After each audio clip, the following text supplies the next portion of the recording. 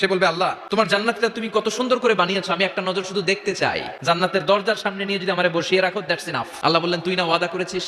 সে বলবে আল্লাহ আমারে হতভাগা বানাইয়া তোমার কি লাভ? সুবহানাল্লাহ পড়ে। আমারে তুমি হতভাগা বানিও না। আল্লাহ বলে ঠিক আছে, আবার সিগনেচার কর যে জান্নাতের দরজার সামনে বসিয়ে দিলে আর কিছু চাবি না। সে সিগনেচার করে বলে আমি চাবো না। আল্লাহ বললেন জিব্রাইল বেচারারে ধরে জান্নাতের গেটের সামনে বসায় দে। এবার জান্নাতের গেটের সামনে বসে বসে জান্নাতের সৌন্দর্য দেখা শুরু করবে। সুবহানাল্লাহ। ওই হতভাগা লোকটা বলবে আল্লাহ এত সুন্দর জান্নাত তুমি বানালা, চোখ দিয়ে সৌন্দর্য দেখি, কান দিয়ে আওয়াজগুলো শুনি, হুর আর গেলমান হেঁটে বেড়ায়, এত সুন্দর জান্নাত চোখ দিয়ে দেখি ঢুকতে পারি না, আমারে কষ্ট দিয়ে তোমার কি লাভ?